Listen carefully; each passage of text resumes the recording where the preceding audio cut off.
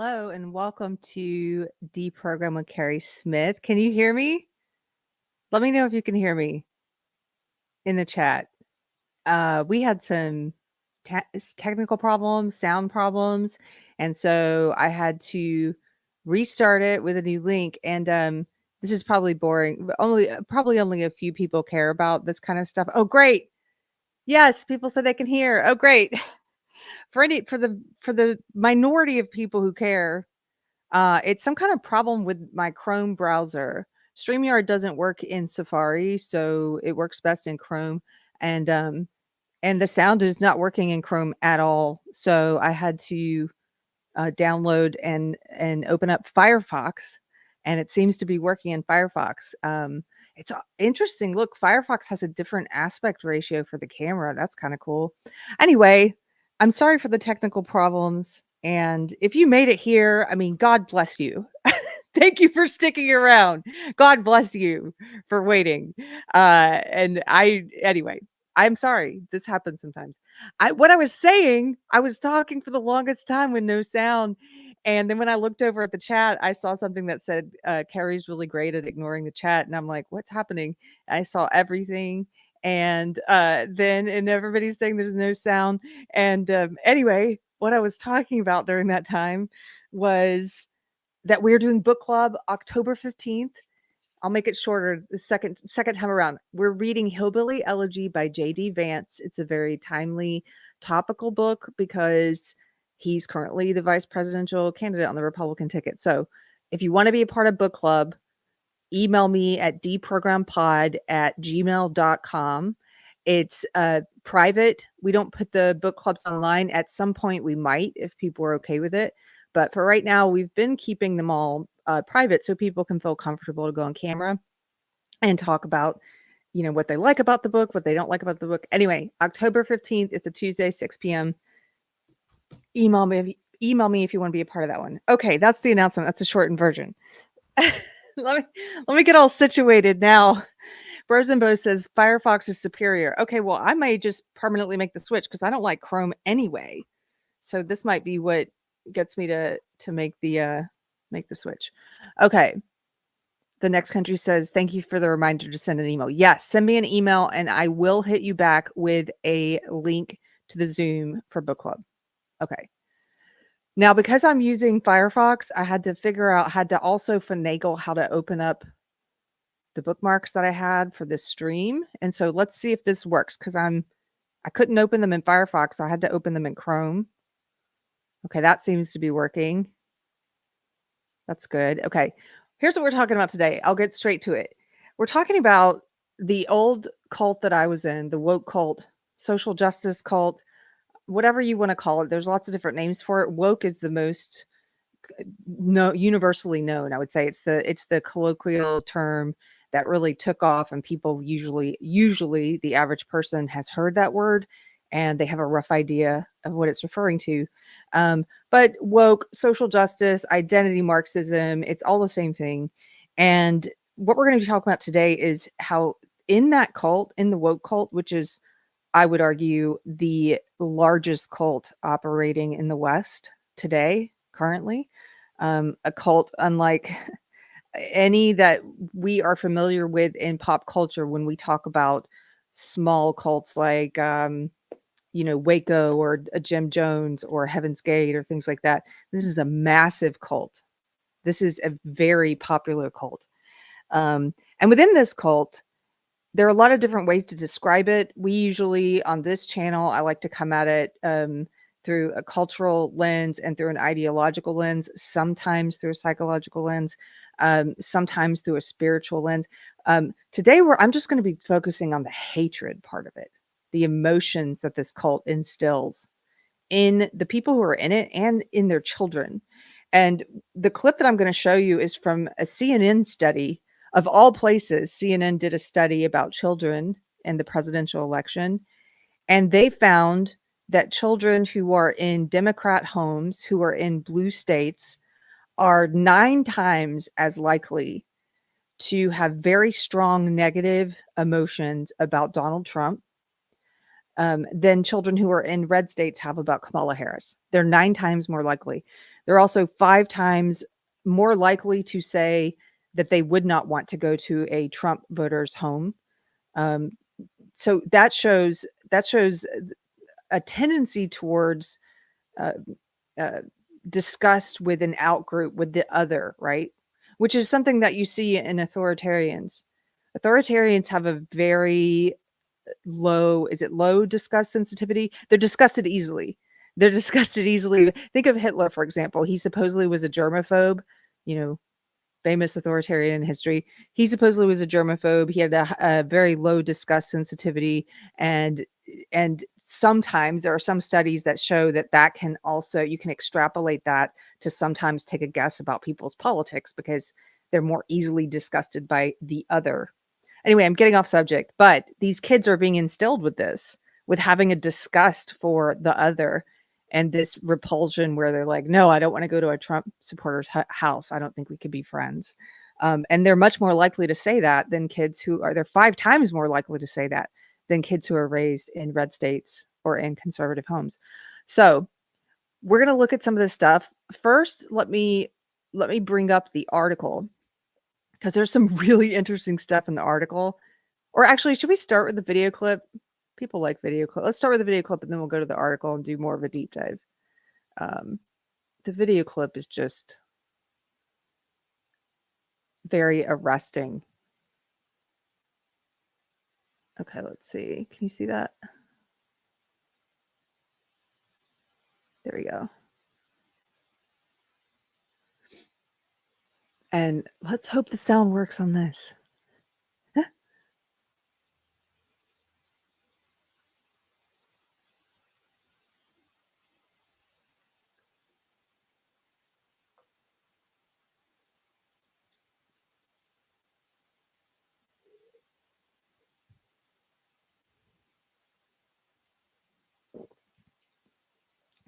By the way, that's something that they said a lot during the study. If you read the article, which we're going to get to next, is there were many, many, many of these blue state kids who made comparisons to Hitler.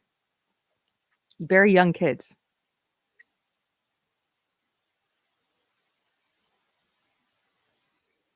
No, there's no sound. Oh, no.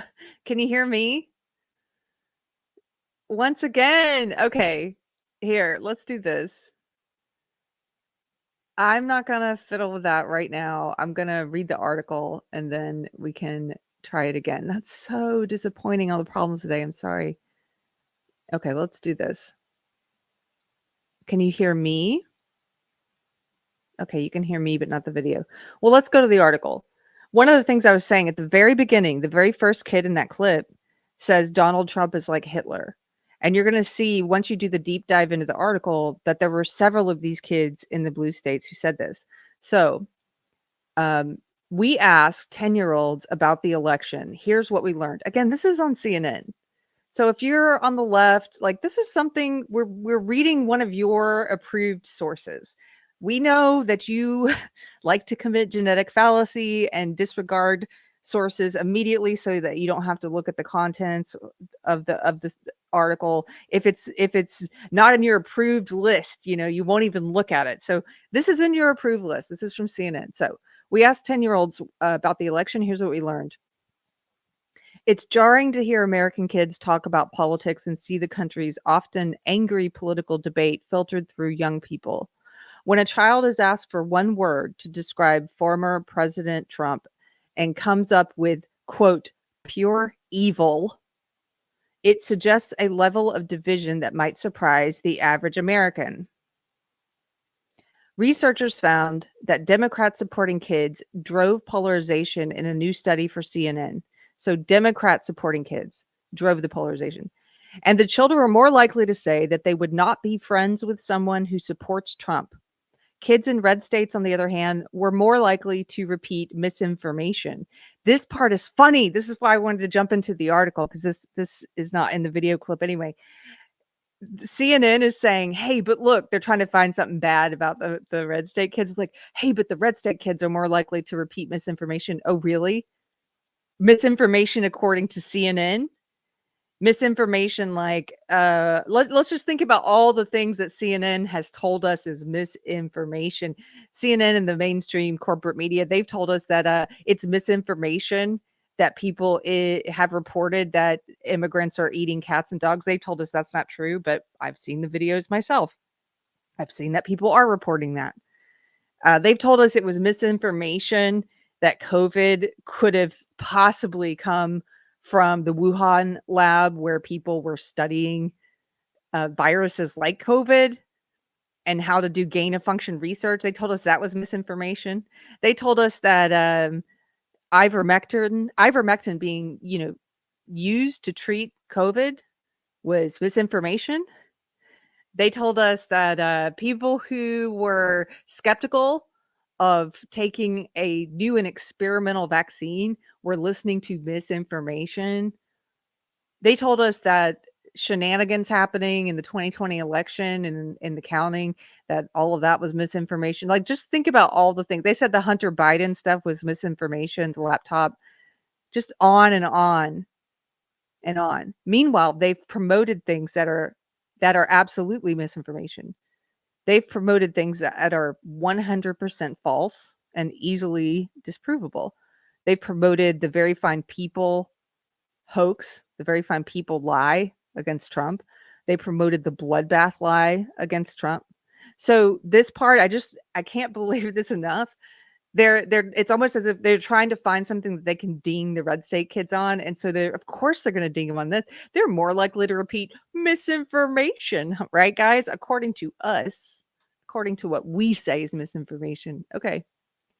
The findings are the result of more than 40 hours of interviews commissioned by CNN's Anderson Cooper to talk politics with 80 elementary schoolers in Arizona, a 2024 battleground state, New Jersey, a blue state, and Texas, a red state. With their parents okay, researchers got the kids' unfiltered thoughts about the presidential candidates and the election. CNN is not identifying the students or the schools visited, and this is not a representative public opinion poll, but rather a set of interviews designed to gauge polarization in children.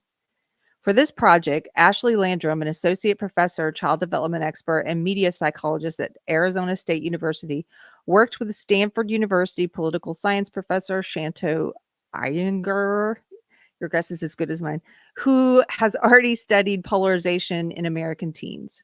Landrum asked the elementary schoolers a series of questions using photographs and visual prompts to understand how the children feel about the political system.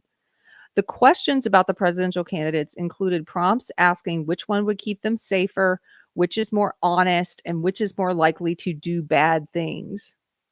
The interviews were first conducted in the spring when President Joe Biden was running for re-election and the kids were in 4th grade. Remember back when Biden was running?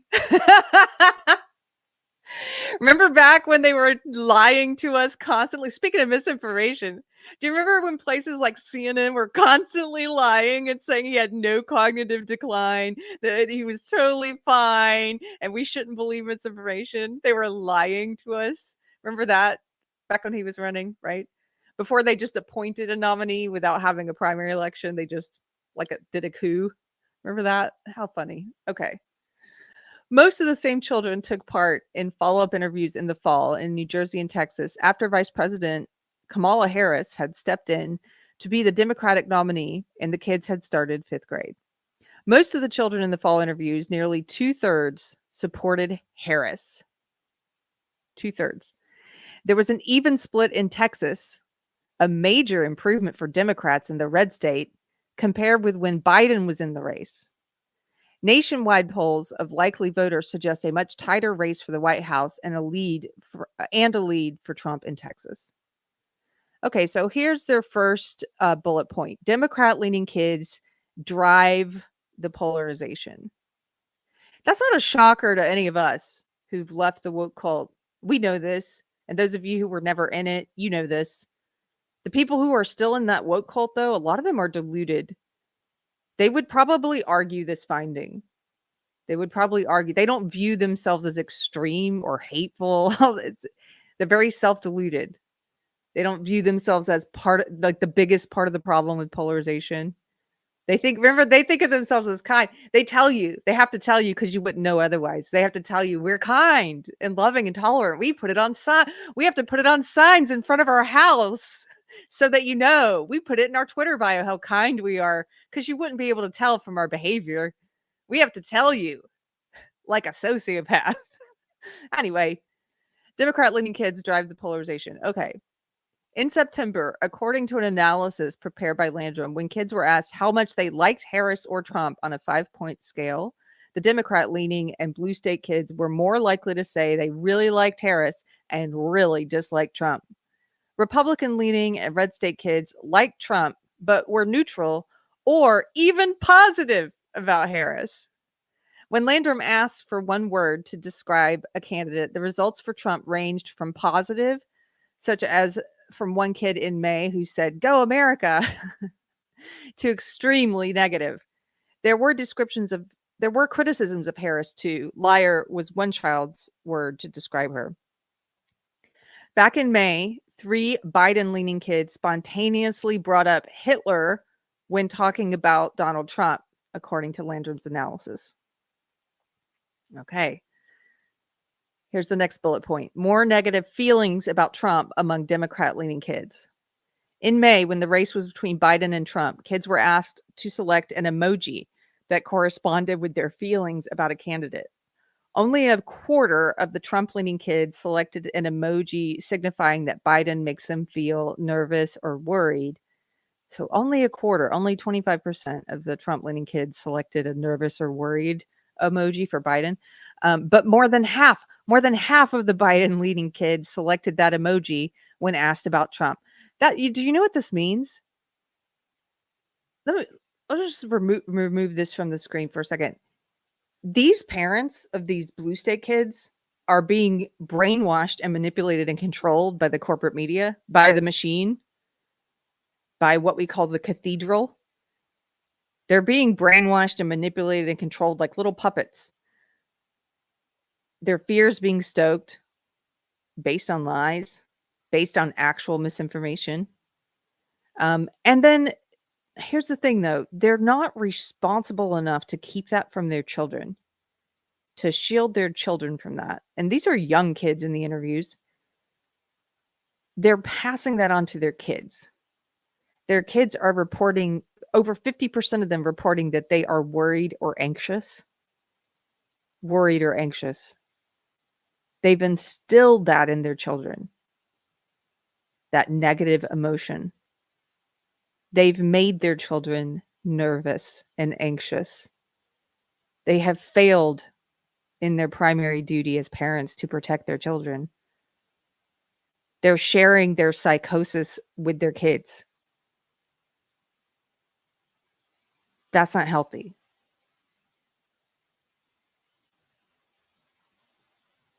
That just really bothers me. I just had to stop for a second and address that part. Okay. So, okay, here we go. Let's a quarter, more than half of the Biden-leaning kids selected that nervous or worry emoji when asked about Trump. That imbalance grew when interviews were repeated in September and the kids were asked about Trump and Harris. So even more in September were saying they were nervous and worried. They were surprised by this overall finding of the study. It says one of the researchers was surprised. Really? Are you asleep? Quote, among adults, the usual result is that Republicans are the more hostile towards Democrats and vice versa. I'm sorry. What planet are you on? What planet are you on? This is not true. Where's that data? This is not true. When I left the woke cult, I met conservative after conservative who were nothing but welcoming. And it's not like I was going to them and saying, "Hey, I'm a conservative now," or "Hey, I'm a Republican," or I wasn't even saying that like Trump. I was just having questions about my belief system and my ideology. It wasn't even about politics. It was about ideology. When I started making an effort to meet conservatives who I had cut out of my life when I was in the woke cult, like most woke do, when I started making an effort to meet conservatives, it was nothing but positive, overwhelming, welcoming attitudes. And I'm not the only one who's experienced this. A lot of the people I've had on Deprogrammed, you guys know, a lot of the people who were in Walkaway, like my friend Mike Harlow, they've had the same experience. Mikey's talked before about the stereotypes that you develop when you're on the left, about not only about conservatives and how they view you being on the left, but also about, in his case, how they view gay people. And he was saying at one point, I remember him saying, and Mikey, if you're watching, I'm just going to paraphrase. I'm not going to get the language exactly right. But he said he had all these ideas about what conservative Christians, how they would treat a gay man like himself. And it was not the way he was treated. It's not the way he was like, overwhelmingly, the Christians are some of the most loving people that I've met. Which, if you're doing Christianity, right, should be the way. But there are these stereotypes about the conservatives being so hostile and hateful. And when I was in that woke cult, I believed that too. And it is not true. It is not true. And if you're still in that woke cult, look around you.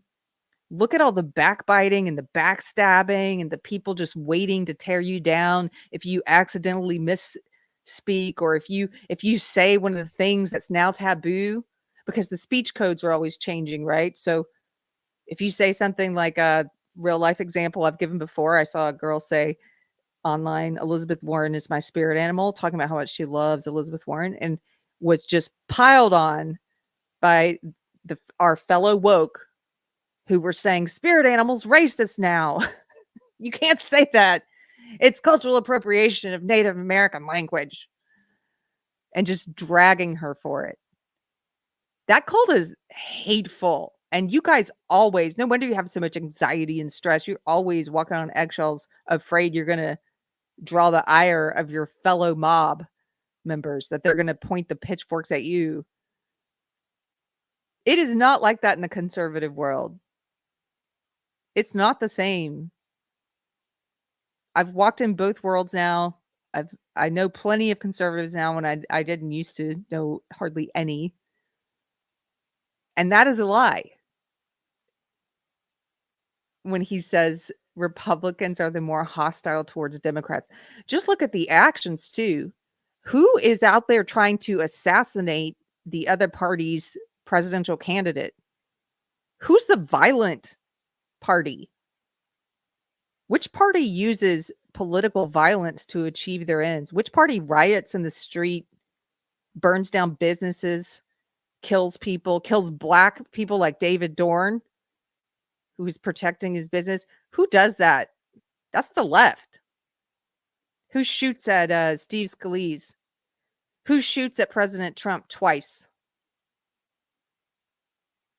Who drags Trump supporters, physically assaulting them in mobs, throwing bricks at them, chasing them down just for going to a Trump rally? Who does that? That's the left. I would say all that political violence and murder is pretty hostile, wouldn't you? I don't see Republicans doing that. When I was in the woke cult, I believed that Republicans were the violent ones. They got me to believe that without even showing me source material that proved that, and I somehow took my cult's word for it.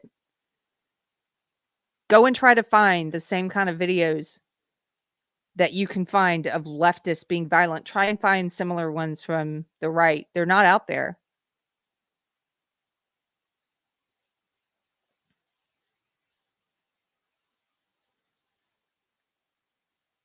Okay, I'm going to continue. Among adults, he says the usual result is that the Republicans are more hostile towards Democrats than vice versa. He said, so this suggests something about the cast of characters in this race. I knew they were going to do this answer.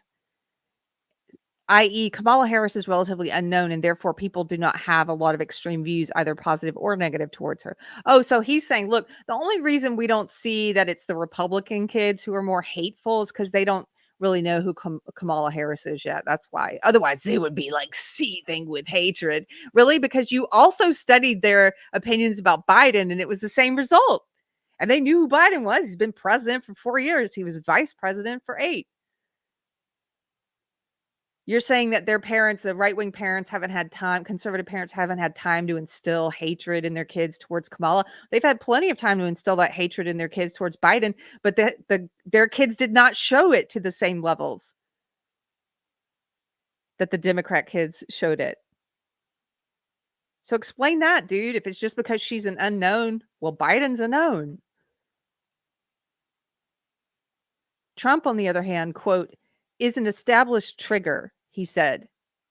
Oh, so Biden's not? And blue state kids, quote, have assimilated what their parents are telling them, and they're pretty hostile to him. Yes, shocker. There were also many positive responses, such as the girl who selected the happy emoji for Biden because the president supports women's rights. And she said, quote, and I'm a woman. What does that mean? He supports women's rights and Trump doesn't? What rights is it that women don't have that, we're looking for one of these candidates to support these rights we don't have? What is that even? What are you talking? Oh, you just mean the right to kill your baby in the womb. That's what you mean. You're calling it women's rights. That's another lie that I used to buy into, that is somehow a woman's rights issue. I don't view it as a woman's rights issue anymore. Trump-leaning kids acknowledged the former president's shortcomings with some interesting justifications. One boy argued that George Washington and Thomas Jefferson were both slave owners, quote, a really bad thing, but they still had 2 terms. End quote. So I think even though Trump has done bad stuff, he still deserves to run for president, the boy said. I'm sorry. Also, the fact that, again, they're even asking these questions, that we live in a society that has convinced this poor little boy that anything Trump has done, any bad thing, is on par with owning slaves. Like, what? What bad things has he done? This is why they did the political prosecution of him on those crazy trumped up charges. So they could say convicted felon, right? If you don't know what those charges were about or why I called them trumped up, by the way, just a caveat, please go watch. I had on Potentially Criminal, Sean from Potentially Criminal, who's a lawyer, and we went through all the charges, and I don't see how you can look at the charges and be an honest person and say that you don't think it was done for political reason, and that it's a bunch of crap. Like, I don't see how you look at it and come away with any other opinion if you're being honest. But I digress. Okay. So this boy says, so I think even though Trump has done bad stuff, he still deserves to run for president. That same boy in September also expressed the difficulty of choosing between Harris and Trump. When presented with photos of the 2 candidates, he was asked which is more likely to do bad things. Quote, this is what the little boy said. Convicted felon against a liar, he said. Who do I pick? He ultimately decided that Trump, the convicted felon, is more likely to do bad things, but it's okay for a felon to be president. Okay, here's their next bullet point. Kids think the country is ready for a woman of color to be president. What does it matter? Even a majority of kids who support Trump agreed that Harris would be a, quote, sort of good president. The red state kids were more supportive of Harris in September than they were of Biden in May. Most kids, about 2/3, including a majority in the red state, said that it would be a good thing to have a woman as president, although a few worried that other people might not support a woman. There was only one kid, a girl in Texas, who said she didn't think a woman should be president. Quote, girls are a little bit dramatic sometimes, she said in response to a question about which candidate is more selfish, and also noted that, quote, only boys have been president before and that they would be more stronger. But that was an outlier response. Can I just say, give it up for this based little girl in Texas. I mean, she's saying the things that people think, but don't usually say out loud. Girls can be a little bit dramatic sometimes. Yes. More than men. Yes. More emotionally volatile than men on average. Yes. Like, you're not supposed to say this. It's not politically correct, but it's true. It's true. Give it up for that base little girl in Texas. She's like, "Excuse me, I don't know if I do want a woman president."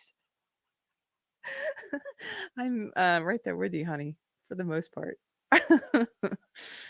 Most kids in the study, more than 80% overall, in both the red and blue states, said the country is ready for its president to be a woman of color.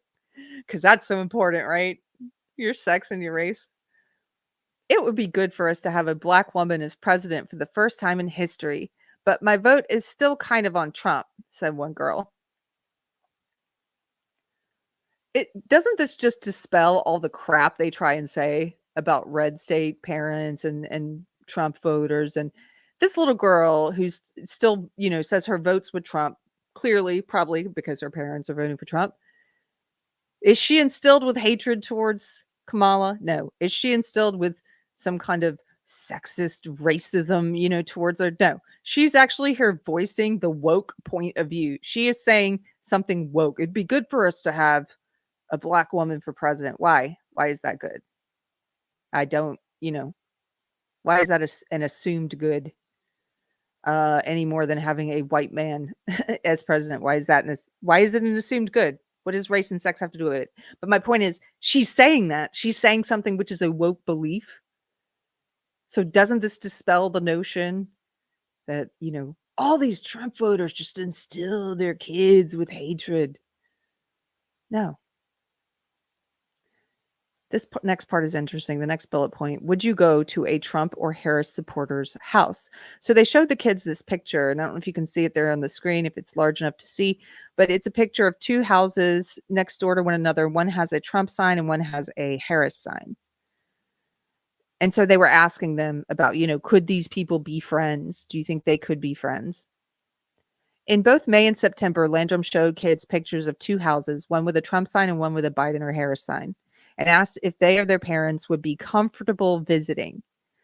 Most, Landrum notes, were open to visiting the house associated with either political party, but she adds that a higher percentage of Democrat-leaning kids, a third in September, were unwilling to visit the homes of children whose families supported Trump. Doesn't that sound like a cult? You're instilling in your children the idea that they can't be friends with someone whose parents are in a different political party than you or voting for a different candidate than you. They can't be friends with those kids. They can't go to that kid's house. That's cult-like. A third of them. Few of the Trump-leaning kids said that they would be unwilling to visit a Democrat backing house. Very few. And I watched this clip. If we can get it working, I'll show it to you. But they would ask, like, the Trump supporting kids, would you go to the house of someone who supported Harris? And they were like, yeah, why not? We can be friends. One kid in May whose family supports Biden said that he imagined there would be an argument if they visited a Trump house. Quote, maybe like a food fight or something, he guessed. Another boy went in a different direction with food analogies, arguing that people who like pizza can still hang out with people who like burgers. You can still be friends, he said. A girl came to the same conclusion, but with a different comparison. Quote, I like Taylor Swift, and they like Olivia Rodrigo, but we're still friends, she said. I'm going to take a quick pause here and just check the chat, since me not checking the chat led to me talking for who knows how long, 5 minutes with no sound.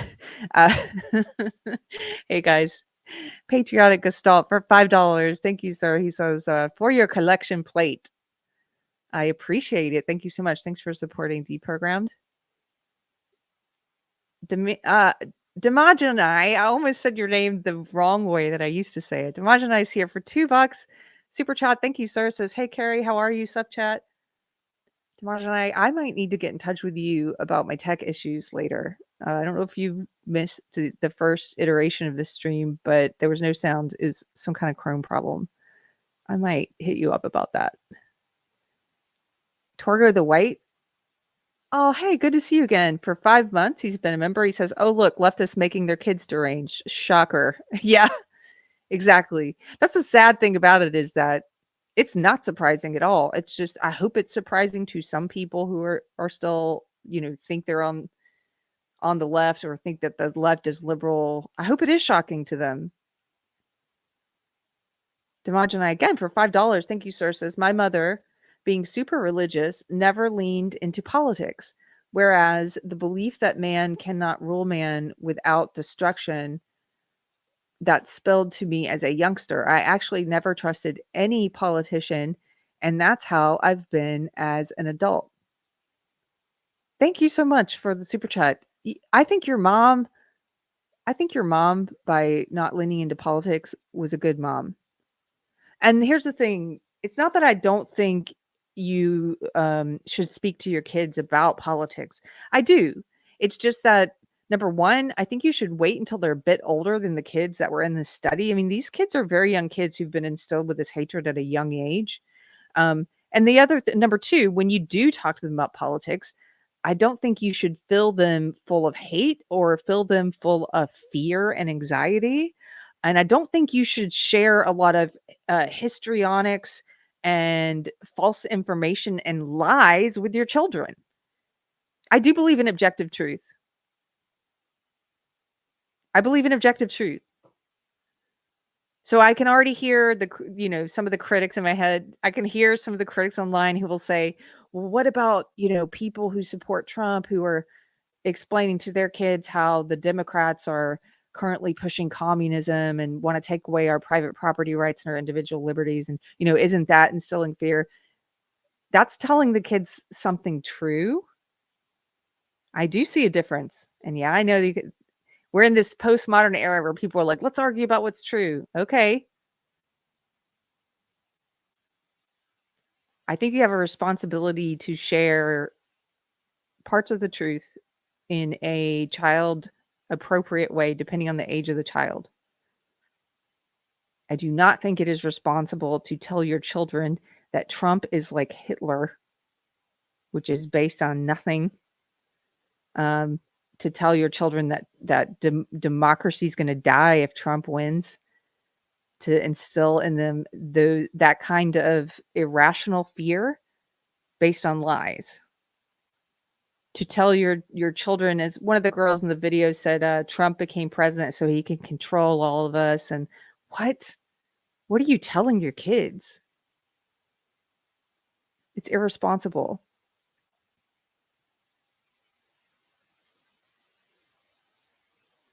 Pastello Maserati says, objective truth.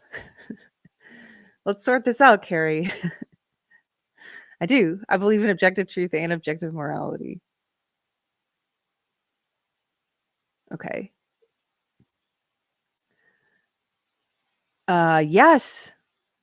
It's psychological abuse. I agree with you. It is. That is what they're doing to their kids. They're gaslighting their own kids. They're sharing their mental problems with their children.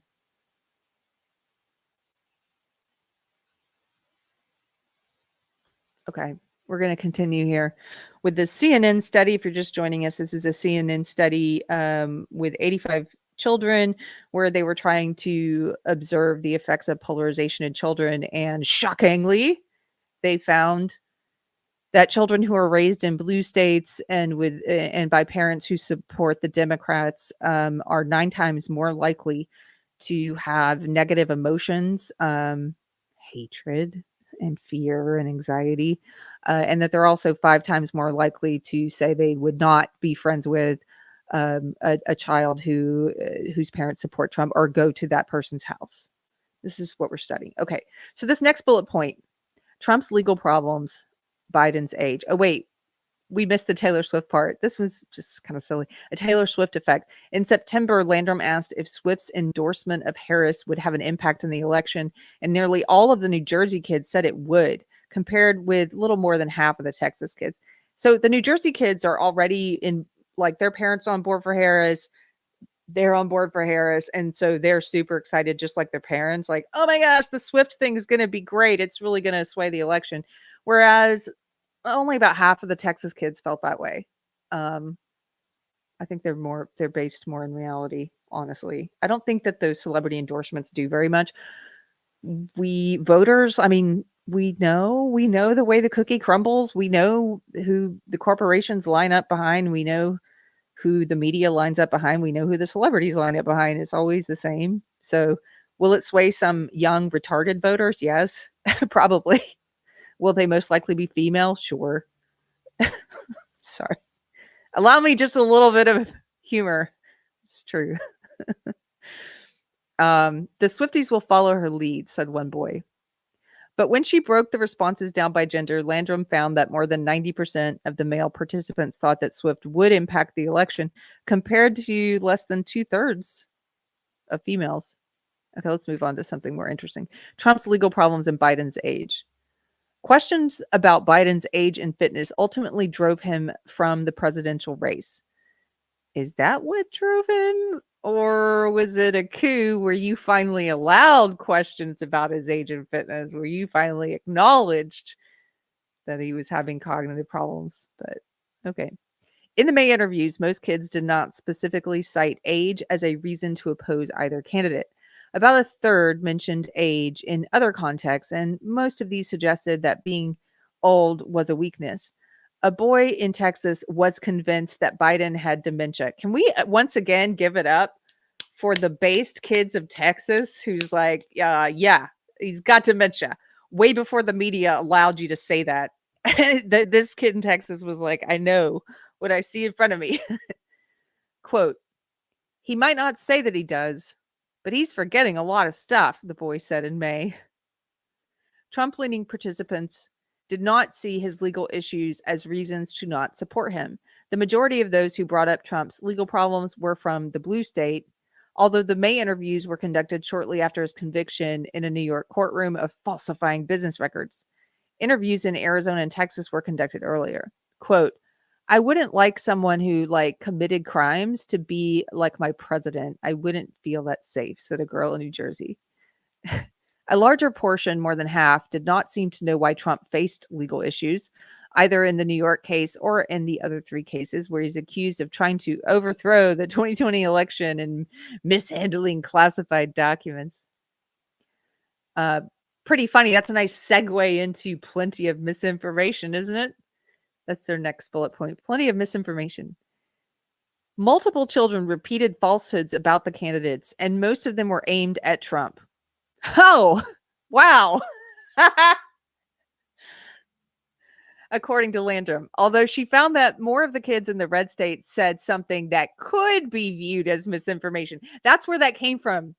Let's all the way back at the beginning of the article where they said they were trying to find something negative to say about the red state kids. And they said, but more of the red state kids believed in misinformation. That's where that came from. This is her saying that something that could be viewed as misinformation. By whom? By CNN? That's a joke. That is a joke. In September, she asked the kids in a follow-up question where they had heard a particular claim, and it frequently came from their parents, of course. One positive piece of misinformation geared at Trump is that he gives now instead of giving us an example there of all the negative misinformation aimed at Trump that they just admitted to, they're giving us an example of a positive piece of misinformation aimed at Trump. It says one positive piece of misinformation geared at Trump is that he gives much of his wealth to the U.S. military, something that is not true. Oh wait, they do. Here's an example of a negative piece of misinformation aimed at Trump. A blue state kid was frustrated that Trump has supported people who spread misinformation about COVID-19 and vaccines, including that they could make metal stick to a person's body, which is false. And there's no evidence that Trump supported anyone who made that claim. I'm actually shocked they put this in here. Another girl said she had heard of Harris that, quote, some people say she believes in another God. Harris is Baptist and her husband is Jewish. This is not misinformation. Harris does believe in another God, and that God is communism. The researchers found that for both blue state and red state kids, their parents and family and TV news were top information sources. But red state kids also relied heavily on YouTube and TikTok. Okay, excluding the TikTok, the fact that these red state kids, that their parents are watching YouTube, I don't have any love for YouTube itself, but obviously I stream on YouTube. And when I hear that, what I'm thinking is these parents have given up on the corporate news and they're going to alternative sources, which you should be doing today. You should be going to alternative non-corporate media sources. So good for those parents. More of the red state kids had smartphones, whereas more of the blue state kids had tablets. Misinformation can come from anywhere, as one kid showed when he described the presidential debate between Trump and Harris. Quote, "Probably the $1 million thing Trump said was the illegal immigrants are coming to eat our pets," he said, repeating a false statement that Trump made about Haitian immigrants. There we go. It wouldn't be CNN if they didn't end it with misinformation of their own. That's an outright lie, CNN. There were reports of Haitian immigrants eating cats and dogs. There are also videos. There's also um, not just videos of looking at the cats on the barbecue in one video, but there's videos of concerned citizens at city council meetings talking about it.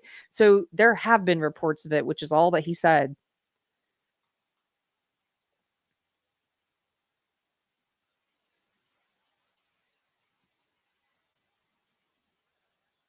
Okay, we're going to try and see.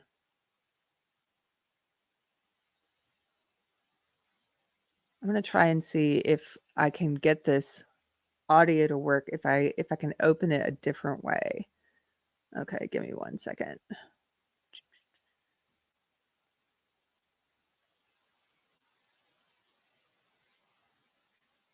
Yeah, that may not work.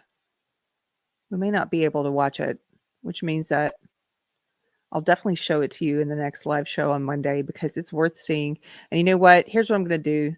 Rather than waste people's time while I try to get this to work in this new browser, I'm just going to drop the link. If you haven't seen it, it's a really short video clip, the CNN study. And I know reading it, it's more of a deep dive into what they asked, the questions that they asked. But that short little video is also more jarring. It's just jarring to hear these kids in their own words say these really hateful things and say things like Trump is Hitler and say things like they wouldn't go to the house of someone whose parents voted for Trump, to say things like when they ask them, well, why wouldn't you? And they're like, my parents hate Trump voters, like just admit this stuff, the stuff that their parents have pumped into them. It's really jolting to see it. So I'm going to put the link to it in the video description. Demogeny for $2. Hello, sir, says, just think, not too long ago, Trump was a pop icon. Yes, remember? Remember when he was in like rap lyrics and movies like Home Alone 2, and they all loved him. I mean, he is a liberal. He's a New York liberal. They've tried to reimagine him as something else, but at the end of the day, he's the classic definition of liberal. That's him. I wanted to say hello to someone. I don't know if he's still here, but I saw him at the beginning. Space Couch, are you still here? Space Couch, who said earlier you're being scienced by the left. You guys go and follow him. This is Brian Grappner, and if you haven't seen it, I did an interview with him where we talked about his cancellation in the goth industrial music space, and he's a really just, I would say, kind and thoughtful guy, and you should go check him out. And his music is very fun and funny. So he's got the band that he was in before the cancellation was called the Gothsicles, and he's got a new band called Gasoline Invertebrate. So go check him out. Go check out Space Couch. That's his channel where he interviews people. Oh, he is still here. There you are. And give him some love. Okay. I'm gonna wrap this one up early. Oh, Jennifer says Brian's awesome. He is. He is. I think he's a really special dude. Okay, I'm gonna wrap this one up early since I can't show you the video anyway. I will drop it in the comments below. Go and watch it, and try to have. Here's what I would say: try to have patience with people. I'm saying this to myself too. Just know that whenever I give advice, 99.9% of the time, I'm also giving the advice to myself. So here it is. Here's what I was thinking this week. Try to have patience with people that who are still in the woke cult. if they have not cut off contact with you and they have not done something just completely disgusting to you, maybe it's just their opinions and their ideology that's disgusting, then I would say try to have patience with them and empathy for them. I know that's a word that they've perverted, empathy, but it actually means something. And try to imagine what it's like to be brainwashed and to be in that cult and to not know which way is up or down. And if you are a believer, I'd say pray for them. This is something that's very hard to do sometimes when you pray for someone, especially if they've treated you poorly.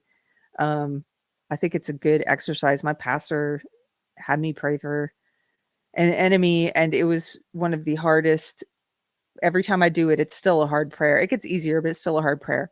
But it's good to do that because I think it grows empathy in you towards them. So anyway, pray for them and pray for their kids, because living like this with this much hatred, do you know what this cult, what this video reminded me of? It reminded me of the God Hates Fags cult. Remember that? Fred Phelps. And they would brainwash all the kids and have them come to the funerals of gay men with signs, these little kids with signs that said God hates fags. That's what the woke cult makes me think of. That's how much hatred they're instilling in their kids. And so it's not just that it's bad for the future of our country or for society. It's bad for these parents to live like this. And it's also bad for their children. It's not good for their mental health or their physical health. It's not good for their spiritual health. So if you can, try and empathize with them. Okay. Westboro Baptist Church. Thank you, Power Keg Greg. That's what they were called. Yeah. That's what it made me think of, because they would use the kids like malice, right? Like they would put the kids out there to push this hateful ideology. Okay, I'm going to take off. You guys have a great Friday. I hope you have a great weekend. I'm really excited to be back on the regular schedule. Other than the tech problems today, we're back on the regular schedule. So no longer am I doing the delayed thing or anything. We're doing it at 1:00 Central, Mondays and Fridays. I'm excited to be back on the schedule. I'm excited for the weekend. Hit me up if you want to be in book club, Hillbilly Elegy by J.D. Vance. We're doing it Tuesday, October 15th, 6:00. And thank you, Superbase, for $5. Says you should interview Kirsch and do a full interview, including her work on exposing the new DEI initiatives bridge. She's doing great work. Thank you so much. I don't even know who she is. Yes, on Kirsch. Okay. I will look her up. Repeat the email, please. It's deprogrammedpod@gmail.com. And just send me a note. Say, I want to be in the book club for Hillbilly Elegy, and I will get you that link. Kirsch is a hilarious VTuber. What is VTube? I hear this all the time and I don't actually know. Is that Twitch? Is that what they call Twitch people? VTube. There was one more question. How's the house coming? Just a fun little intermittent frivolity moment at the end here for anyone who cares. Most people won't, but for the people who do care, we're almost done with this phase of the renovation and the paint, which is the painting of the house. And it's been actually very stressful because the whole exterior, we had lead paint. And so, but it was so cracking and peeling and everything. And it's just been kind of stressful. I set myself down a rabbit hole of thinking that I have lead poisoning. Like you do. Don't follow all those links. I did. I ordered a bunch of stuff, D-lead, lead test, D-lead shampoo and cleanser and everything. But it's almost done. And we could not decide. I was going to tell you a beautiful moment. We were in all this stressful situation with what we thought was, and maybe was a lead contamination. And, it was pretty bad. We were cleaning because there was a bunch of anyway. We had to clean all the stuff, and I had the mask on and everything, and we were cleaning for 18 hours maybe total, just re-cleaning. I've got to still continue to go and re-clean some stuff, but in the middle of this, God sent us. I view it. Of course, I would view it this way. I'm a Christian. This beautiful lady just came to our house, a stranger, and she knocked on the door and just randomly, this was a couple days ago, in the middle of all this, and she knocked on the door and introduced herself and said, "Do you live here?" And I was like, "Yeah." And she introduced herself. I was like, "Do you want to come in?" And so she came in. It's this older lady, and she had this beautiful antique box that's from this house. And she said, "This box belonged to the original owners. I wanted to give it to you. And inside are all these photos and letters from the original owners, these really old letters and some pictures of what the house used to look like." And this happened when we've been going back and forth about paint colors constantly. We've painted probably 8 or 9 paint samples on the outside of this house, little patches to see, and they're all ugly. We hate all of them. So we were going, what about blue? What about gray? What about green? What about this? Let's try this shade of green and this shade of blue and another shade of blue and another shade of green. And everything just looks bad. And she gave us this strange woman who just came to our door. She pulls these pictures out and showed us what it used to look like. And it was white with black trim. This house was built in 1914. So it's a pretty old house by American standards. And so it's beautiful. It used to be beautiful when it was white and black. And so we just were sold. We were like, this is a sign. We're doing it white and black. I couldn't be more excited that we finally settled on something. It's going to look classic. It's going to look like it did when it was first built, how it originally looked. And I'm just very grateful that, this random woman God sent this random woman to our house and made us feel like great. And she started telling us stuff about the house. And I took her through each room and she was just telling me stuff about the owners and, what each room was used for and little facts about where things came from in our house. Things that we didn't know, like we have these large mirrors that came from a barber shop. And I always wondered what those large mirrors, like where those came from. One of our light fixtures came from a hotel in Bay City, like things like that. So yeah, it was just amazing. And we came full circle to white with black trim, which is originally where we were. And then we went down this long rabbit hole. We should be more open-minded and let's bring all these other different options in. And now we're back at that classic choice. And I'm feeling very good about it. Anyway, the painting's almost done, Jen. Should be by the end of next week. And yeah, it's awesome. So Rosa says, that's amazing. What a wonderful gift. It was. And she left that tin box with me, that old antique box, and all the pictures and the letters. Like, how cool is that?